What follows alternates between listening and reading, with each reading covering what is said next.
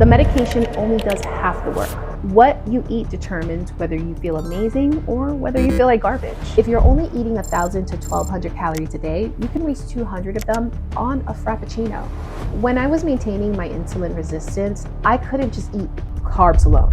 My blood sugar would spike and then crash, and I'd feel awful. The rule is simple. If you weigh 160 pounds, drink 80 ounces of water per day. If you're someone who gets heartburn and acid reflux, spicy food will make it way worse. Don't skip meals just because you're not hungry. This is a big mistake.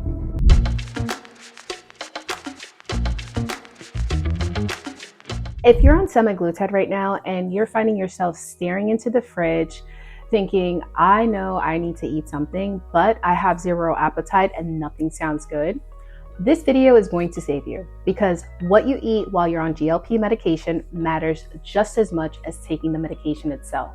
Most people may make the mistake of eating whatever they can stomach, which usually means crackers, toast, maybe some fruit. And then they wonder why they feel exhausted, why their hair is thinning, why they're losing muscle along with the fat. It's not the medication's fault. It's what you're eating, or more accurately, what you're not eating. For the next 30 minutes, I am going to break down exactly what eating while you're on semaglutide. Not generic advice like eat healthy.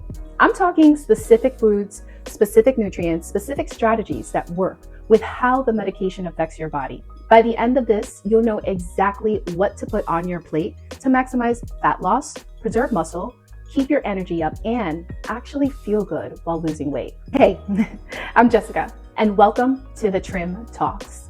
This is where we talk about the real science behind GLP-1 medications, nutrition, and everything you actually need to know to get results. And I want to be honest with you about something before we dive in. I didn't start exploring GLP-1 medications because of the weight loss. It's more about 2 years ago, I was dealing with pretty severe hormonal balances, PCOS, insulin resistance, blood sugars all over the place. I'd go from exhausted to jittery within an hour. My skin was a mess. My cycles were non-existent, and every doctor I saw just wanted to put me on birth control and call it a day. But I'm the type of person who needs to understand what actually is happening in my body. So I started researching insulin resistance, metabolic health, how hormones actually work. And that's when I came across GLP-1 medication, not as a weight loss tool, but as a way to regulate blood sugar and improve insulin sensitivity. I talked to an endocrinologist who actually listened, started on a low dose of semaglutide, and within 3 months, my insulin resistance improved dramatically. My energy stabilized, my hormones started regulating, and yes, I did lose some weight, but that was almost a side effect. The real win was when finally feeling my body was working with me and not against me. But here's what I learned the hard way. The medication only does half the work. What you eat determines whether you feel amazing or whether you feel like garbage. And most people get this part wrong. So let's fix that. By the end of the video, you're going to know exactly what to eat, when to eat, and why it matters. Stick with me. Here's the problem that most people run into when they start semaglutide. Their appetite drops so low that they're only eating about 800 to 1,000 calories a day. And at first, they think, great, that's why I'm losing weight so fast. But what they don't realize is they're setting themselves up for some serious problems down the road. When you're eating that little, every single calorie needs to count. You can't afford to waste those calories on food that you don't give your body what it needs. Because here's what happens when you're in a deep calorie deficit without the right nutrients. First, you start losing muscle along with the fat. Your body needs protein to maintain muscle mass. When you're not eating enough protein, your body starts breaking down the muscle tissue for energy. And when you lose muscle, your metabolism slows down.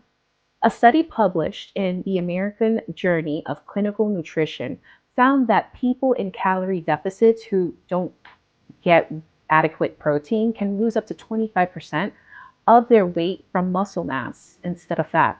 Second, your hair starts thinning. This is one of the most common complaints I see.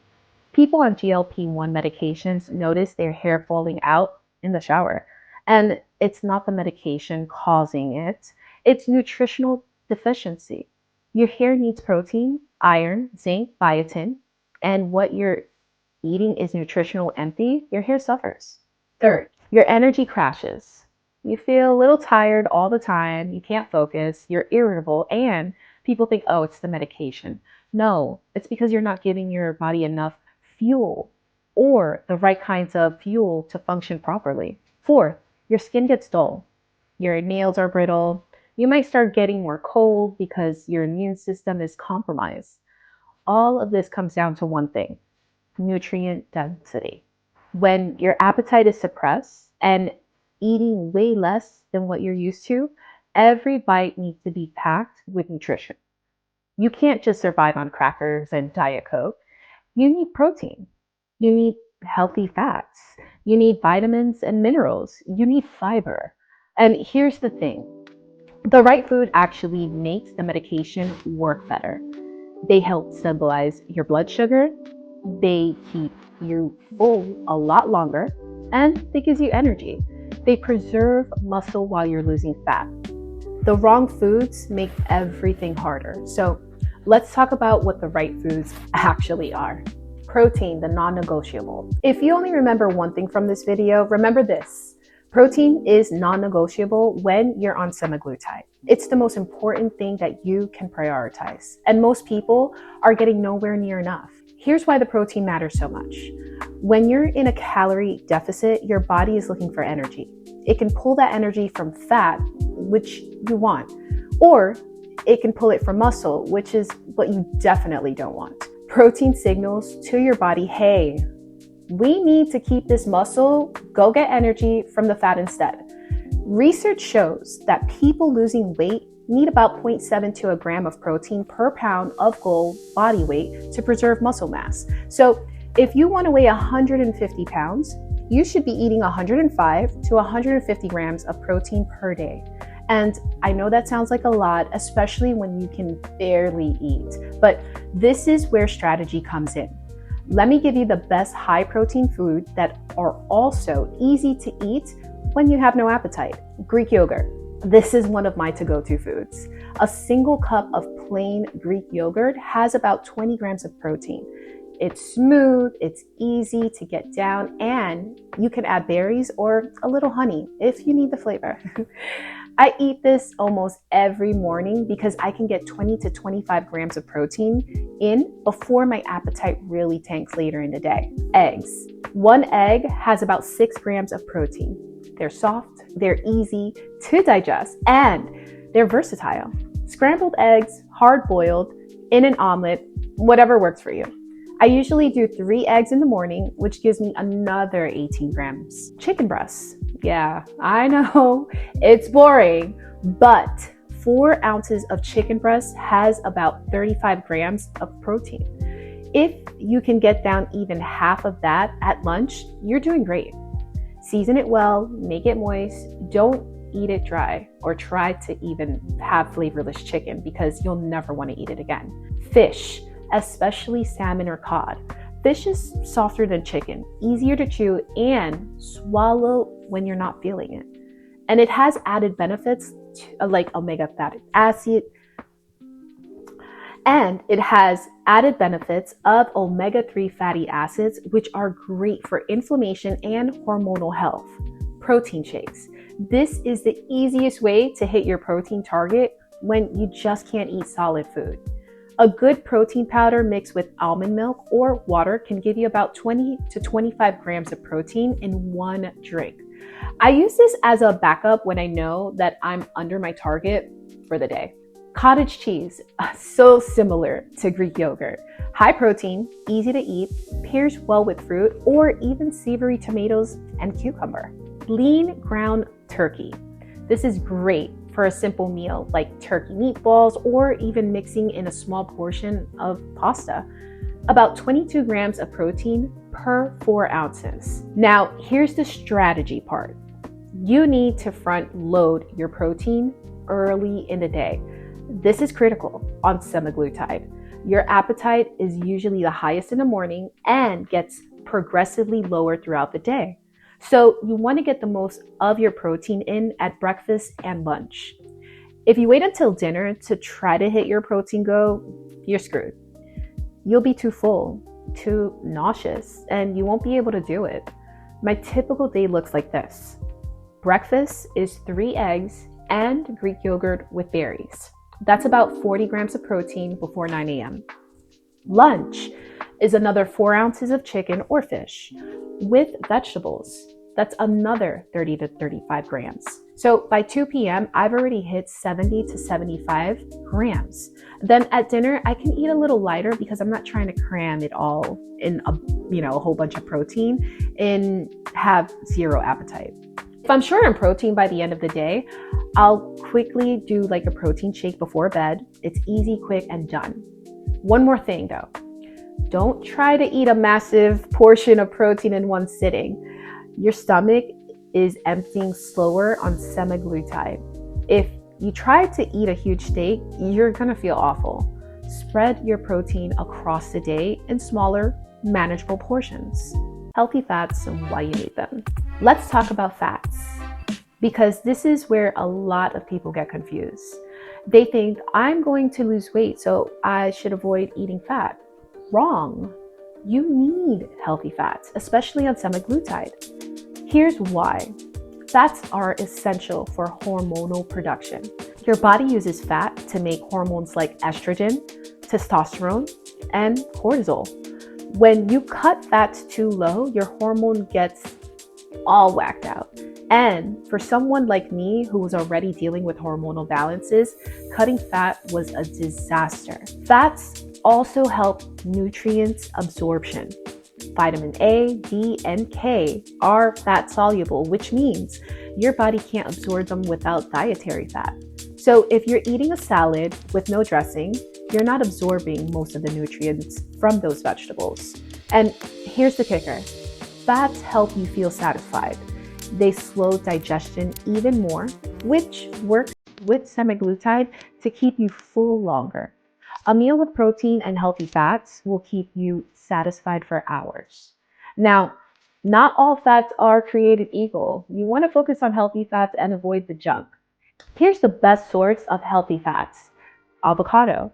This is probably my favorite. Half an avocado has about 15 grams of healthy fat, plus fiber, potassium, and it's creamy and easy to eat.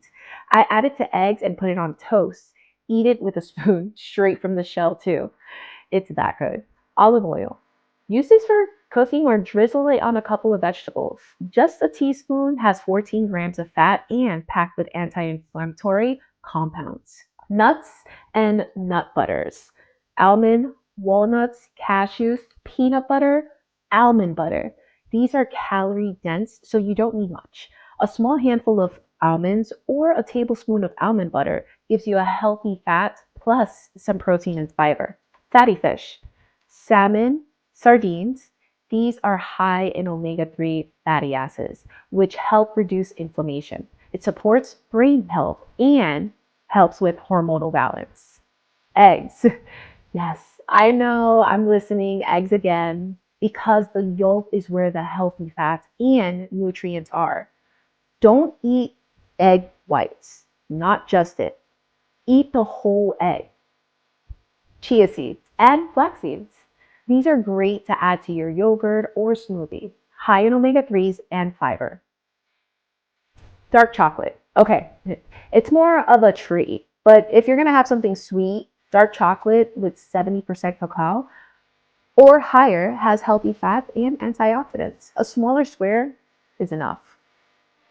Now, how much fat should you be eating? A good rule of thumb is about 20 to 30% of your total calories that should come from fat. So if you're eating 1,200 calories a day, that's about 25 to 40% of grams of fat. But here's the important part. Don't go overboard. Fat is calorie dense. 1 gram of fat has 9 calories compared to 4 calories per gram of protein or carbs. So a little goes a long way. You don't need to drown everything in olive oil. Just include a serving of healthy fat with each meal. And avoid the bad fats, trans fats, which are in a lot of processed foods, excessive saturated fats from fried food, and junk.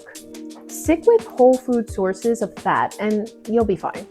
When I was dealing with my hormonal issues, one of my first things that my endocrinologist told me was that I wasn't eating enough fat. I had been doing low fat everything, thinking it was healthier, and my hormones were a mess. Once I started adding the avocado, nuts, olive oil, fatty fish, everything improved. My skin, it cleared up. My energy stabilized. My cycles regulated. That is not the enemy. All right, let's talk about something that doesn't get enough attention. Fiber. Specifically vegetables and high fiber foods. Because if you're eating on semaglutide and you're not eating enough fiber, you're probably dealing with constipation. And that's miserable. Here's what happens. Semaglutide slows how fast food goes through your digestive system. Everything moves slower.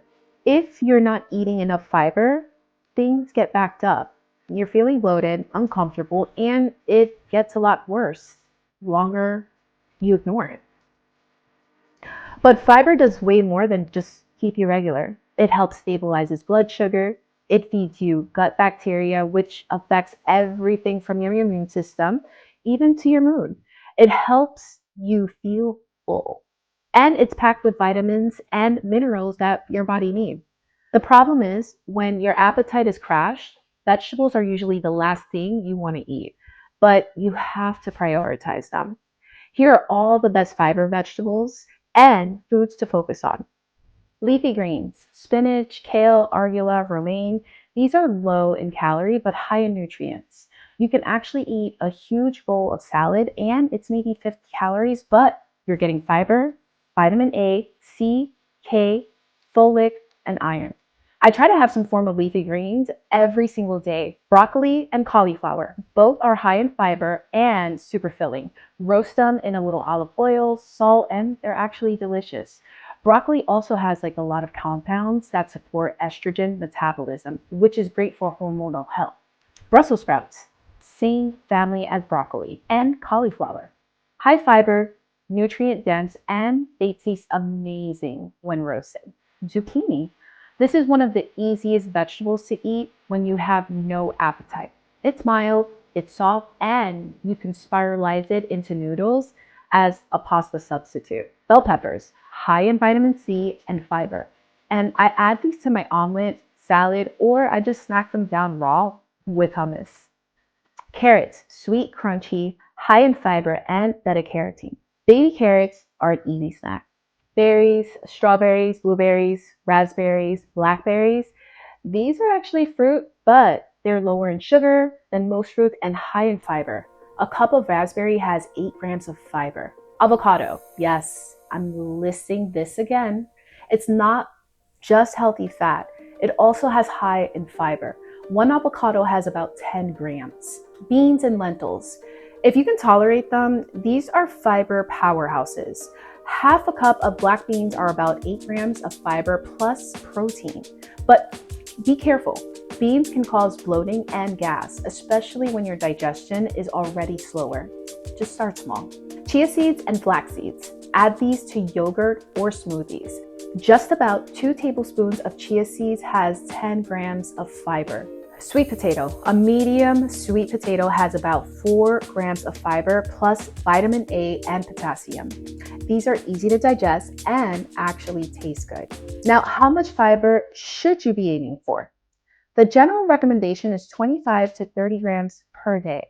But if you're on semaglutide and dealing with constipation, you might need a little bit more. I aim for 30 to 35 grams. So here's a strategy.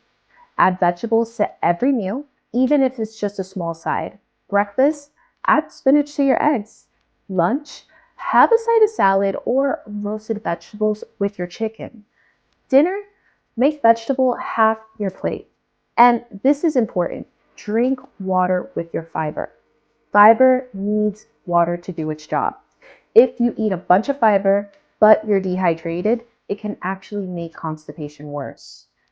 When I started semaglutide, I was so focused on protein that I actually neglected vegetables, and I paid for it all. I felt bloated and constipated for like 2 weeks straight. But once I started adding more vegetables and fiber, everything improved. Digestion got better, energy went up, I just felt lighter. One more tip. If you're really struggling to eat vegetables, just blend them into a smoothie. Spinach, kale, berries, protein powder, almond milk. You won't even taste the greens, but you're getting all the nutrients and fiber. Carbs, yes, you can eat them. So let's address the elephant in the room, carbs. Because there's this idea floating around that if you're on semaglutide, you need to go super low on carb or even go keto. And that's just not true. You can eat carbs. You should eat carbs, but you need to be strategic about which carbs you're eating and when. Here's the thing. Your body needs carbohydrates for energy.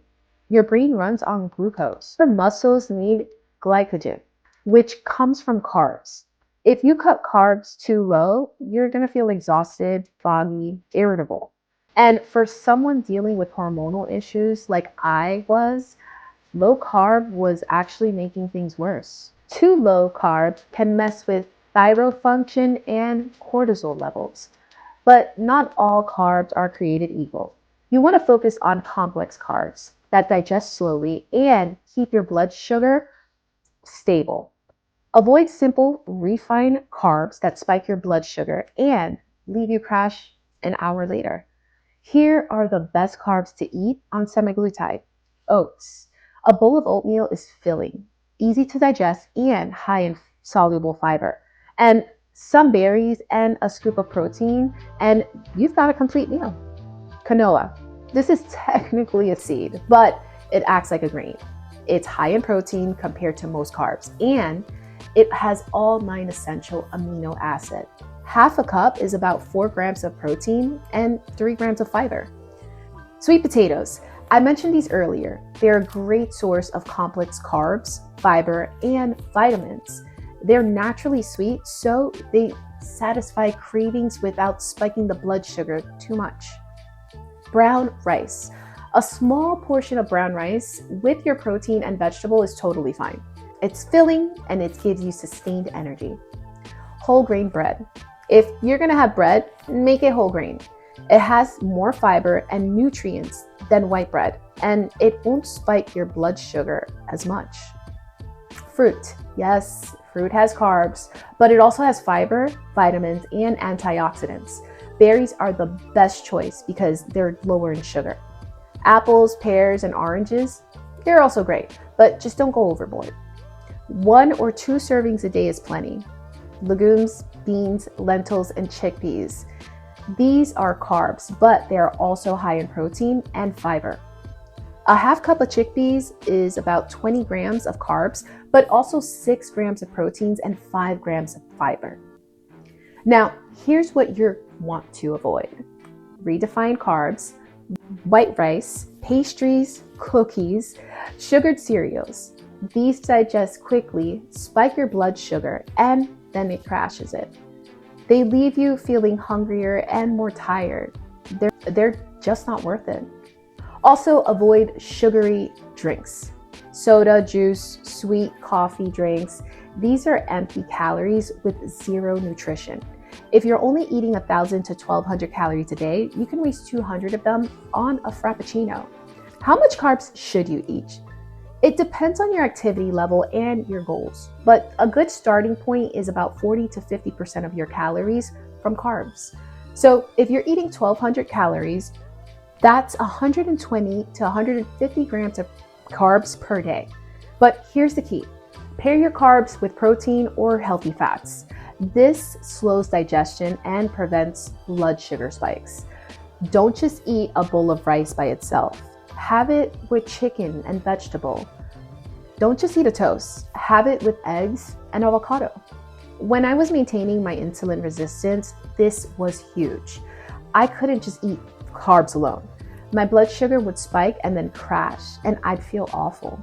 But when I paired carbs with protein and fat, everything stabilized. I could eat oatmeal with Greek yogurt and feel great for hours. And here's something interesting. GLP-1 medications actually help regulate blood sugar. So carbs affect you less dramatically than it would off the medication. Your insulin response is more controlled, so you'll have more flexibility with carbs than you might think. Just be smart about it. Choose complex carbs, pair them up with protein and fat, and listen to your body. Hydration and micronutrients. All right, we've talked about the macros. Now let's talk about the stuff people ignore.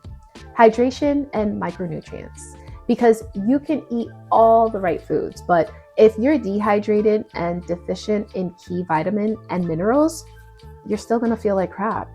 Let's start with hydration. This is so simple, but mostly common people on semaglutide are chronically dehydrated, and it makes everything worse. Nausea gets worse, constipation gets worse, fatigue gets worse, headaches start popping up. But your body needs water to function. Digestion, metabolism, flushing out toxins, it all requires water. And if you're on semaglutide and everything is moving slower through your system, you even need more water. The rule is simple. Half your body weight in ounces. If you weigh 160 pounds, drink 80 ounces of water per day, minimum. And I mean actual water, not coffee, not tea, not Crystal Light, water. Here's how I make this easier. I have a 32 ounce of water bottle that I fill in the morning. My goal is to finish it up by noon. I'll fill it up again and finish it by 5 p.m. That was 64 ounces right there. Then about another glass or two with dinner and before bed. Easy. If plain water is boring, just add lemon, lime, cucumber, or a few berries. Just don't add sugar or any artificial sweeteners. Now, micronutrients. These are the vitamins and minerals your body needs in small amounts, but they're critical. And when you're eating way less food, you're at the risk of deficiencies. Here's the most common deficiencies I see in people on GLP-1 medications. Iron. This is especially common in women. Iron is needed for red blood cells and energy production. If you're low in iron, you feel exhausted and weak. Best source are red meat, spinach, lentils, and fortified cereals. If you're not eating much meat, you might need a supplement. Vitamin B12. This is important for energy, brain function, and red blood cells. Best sources are animal products like eggs, chicken, fish, and dairy. If you're eating very little, consider a B12 supplement. Vitamin D. Most people are deficient in this anyway. Vitamin D is important for immune function, bone health, and mood. You can get it from sunlight and foods like fatty fish, eggs, and fortified dairy. But honestly, most people need a supplement. I take 2000 IU of vitamin D every day. Magnesium. This helps with muscle function, sleep, and digestion. Low magnesium can cause muscle cramp, poor sleep, and constipation. Best source are leafy greens, nuts, seeds, and dark chocolate. You can also take magnesium supplement before bed. It helps with sleep and keeps things moving. Zinc. Important for immune function and hormonal health. Best sources are meat, shellfish, nuts, and seeds. Potassium helps with muscle function and blood pressure. Best sources are avocado, sweet potato, spinach, and bananas. Calcium, important for bone health. Best sources are dairy products, leafy greens, and fortified plant milks. Now, should you take a multivitamin? Honestly, It's not a bad idea when you're on semaglutide and eating less. I take a multivitamin just as insurance. It's not a replacement for eating nutrient dense food, but it fills in the gap. One more thing, electrolytes. You're drinking a lot of water and eating less. You can flush out electrolytes like sodium, potassium, and magnesium. This can cause headaches, dizziness, fatigue. So, if you're experiencing any of these symptoms, try to add an electrolyte supplement, not Gatorade. That's just sugar and water. Get a clean electrolyte powder with no added sugar. When I first started on semaglutide, I was drinking tons of water, but I felt lightheaded all the time. I realized I was flushing out all of my electrolytes. So once I started adding electrolyte powder to one of my water bottles each day, the lightheadedness went away completely. Foods to avoid and meal timing. All right, we've talked about what to eat. Now, let's talk about what to avoid. Because certain foods will make side effects 10 times worse on semaglutide. So first, greasy and fried foods.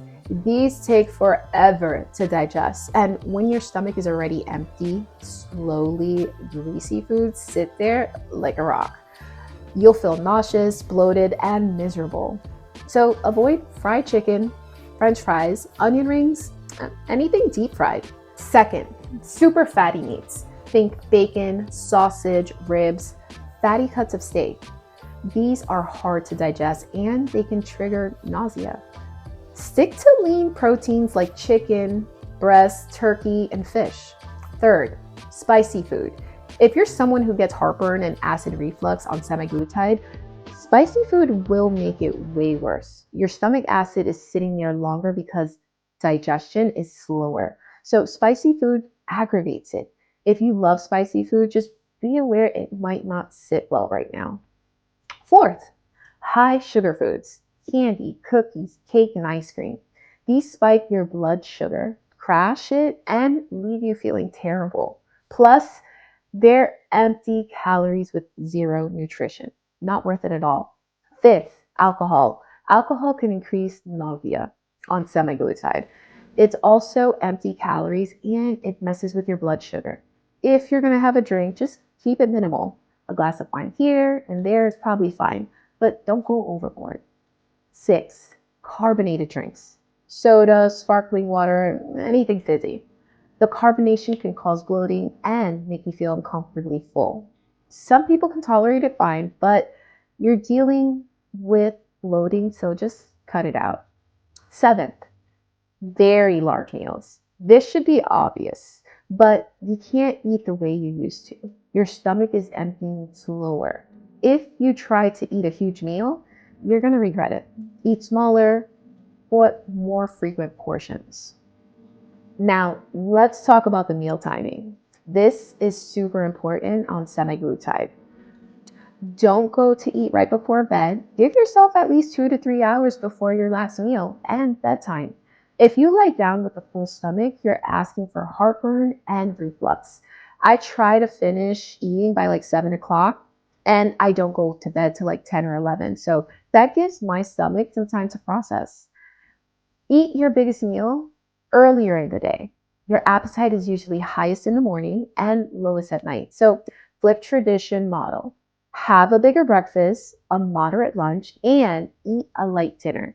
This makes it way easier to hit your nutrition goals. Don't skip meals just because you're not hungry. This is a big mistake. If you skip breakfast and lunch because you have no appetite and then you try to eat all your protein and nutrients at dinner, it's not going to work. You're going to feel sick and you wonder why you didn't hit your target. Eat small amounts consistently throughout the day. Listen to your body. If something doesn't sit well, don't force it. Try different foods. Find what works for you. When I was in the thick of managing my insulin resistance and hormones, I learned that meal time mattered almost as much as what I was eating. Eating late made my blood sugar wonky overnight. Skipping meals made my energy crash. Once I got into the rhythm of eating breakfast by 8 a.m., lunch by 1 p.m., and dinners by 6 or 7, everything kind of stabilized. Sample plan and final thoughts. All right, let's put this together. Here's what a day of eating looks like for me on semaglutide. This is practical, easy to follow, and it hits all the nutrition targets that we talked about. Breakfast around 8 a.m., re-scrambled eggs cooked with a little olive oil, 1 cup of plain Greek yogurt with a half a cup of mixed berries, and a tablespoon of chia seeds. Black coffee. Macro, it's about 40 grams of protein, 15 grams of healthy fat, 25 grams of carbs, and the total around 400. Mid-morning snack, about 10:30 a.m. A small handful of almonds, maybe 10 to 12, or a string of cheese. Macros, about 6 grams of protein, 8 grams of fat, total calories about 100. Lunch, about 1 p.m. 4 ounces of grilled chicken, breast, a big mixed salad with spinach, cherry tomatoes, cucumber, bell peppers, and a tablespoon of olive oil and vinegar dressing. Half an avocado on the side for sure. Macros, about 35 grams of protein, 18 grams of healthy fats, 15 grams of carbs from the vegetables. So the total calories was around 400. Afternoon snack, that's around 4 p.m. A protein shake with 1 scoop of protein powder with a mix of unsweetened almond milk and a handful of frozen berries. Macros, about 25 grams of protein, 3 grams of fat, 10 grams of carbs. Macros, about 25 grams of protein, 3 grams of fat, 10 grams of carbs. Total calories about 160. Dinner around 6:30. 4 ounces of baked salmon, 1 medium sweet potato, steamed broccoli with a little olive oil. Macros about 30 grams of protein, 12 grams of healthy fats, 30 grams of carbs. The total calories around 400. Evening, if needed, evening if needed. I evening if needed. If I'm still under my protein goal, I'll have a small bowl of cottage cheese with a few berries before bed. Macros, about 15 grams of protein, 2 grams of fat, 10 grams of carbs. Total grams could be about 120. So total for the day, about 150 grams of protein, 60 grams of healthy fats, 90 grams of carbs. Total calories are about 1,580. That's a solid day of eating. High protein, nutrient dense, and enough calories to support my body without overdoing it. And mostly important, it's all the stuff that's easy to eat when my appetite is low. Now, your numbers might be different. You might need more or less depending on your size, activity level, and goals. But this gives you a template to work with. The key is consistency.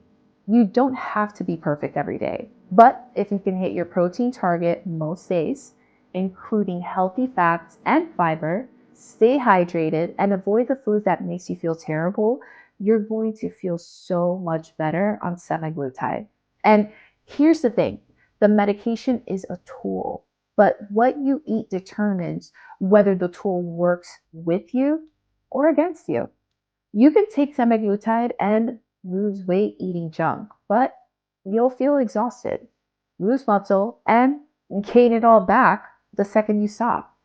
Or you can take semaglutide, eat the right foods, and actually transform your body and health for the long term. I chose the second option, and it's made all of the difference. So, if you're struggling to figure out what to eat or you just want the whole process to be easier, check out Trim RX. They're a telehealth service that connects you with licensed clinical clinician. If If you're struggling to figure out what to eat or you just want the whole process to be easier, check out Trim RX.